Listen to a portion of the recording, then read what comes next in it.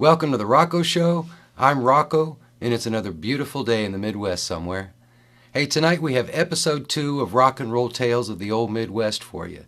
It's part 2 of that 1970 Led Zeppelin tale, if you'll recall. So I'll let you get right to the Old Midwesterner. And me? I'm gonna go have some cannoli.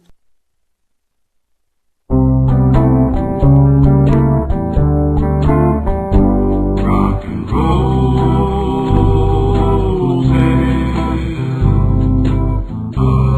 of the old Midwest. Rock and roll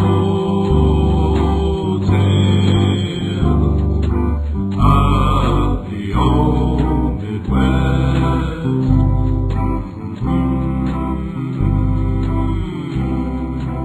Howdy, and welcome to Rock and Roll Tales of the Old Midwest. I'm the Old Midwesterner, and tonight, as promised, we're going to finish up with part 2 of this rather lengthy Led Zeppelin saga. So let's pick it up right where we left it off and get right to it. Well, after a while, old Bonham, he just passed out for the night, sprawled across his drum set.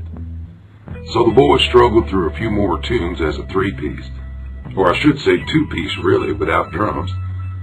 As I said before, it wasn't a pretty sight. Finally, they just gave up altogether. Robert Plant yelled something like, "Good night, St. Louis," dropped the mic and walked off the stage. Now, this didn't sit too well with the standing room only Kansas City crowd, who then watched Page and old What's-His-Face follow suit. Now, here in the Midwest, we believe in a fair shake. Hell, these boys had only been on stage about 35 minutes. The crowd began to chant for and then demand an encore. Well, Zeppelin never took the stage again. After about 10 minutes, the atmosphere got downright ugly. The place was full of angry young cowboys who were expressing themselves in a very inhospitable manner. Chairs and other objects began to fly towards the stage and elsewhere. Rocco and Larry thought they better hightail it out of there while they were still in one piece, which they proceeded to do with the help of a nearby emergency exit, of course causing an alarm to go off and raising the tension level some.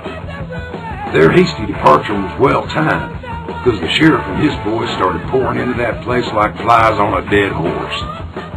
Outside was a mess too, because most of those folks who didn't get in were still raising hell out in the streets.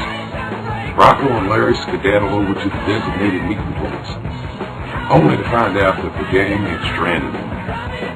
Well, now, they were a couple of tough hombres. They'd been in worse messes than this before.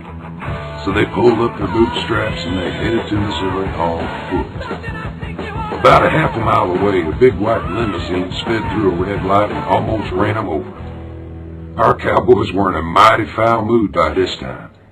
And yes, they yelled some indiscretions towards that limousine. Well, sir, that limo pulled over.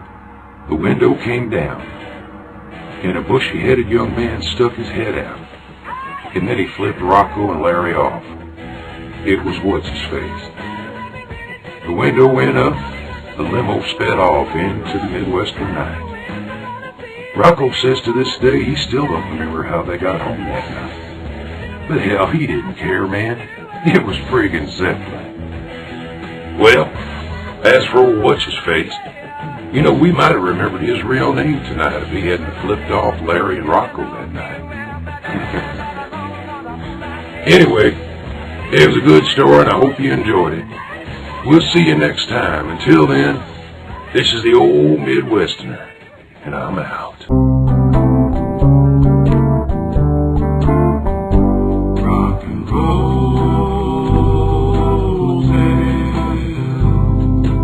of the old Midwest. Rock and roll.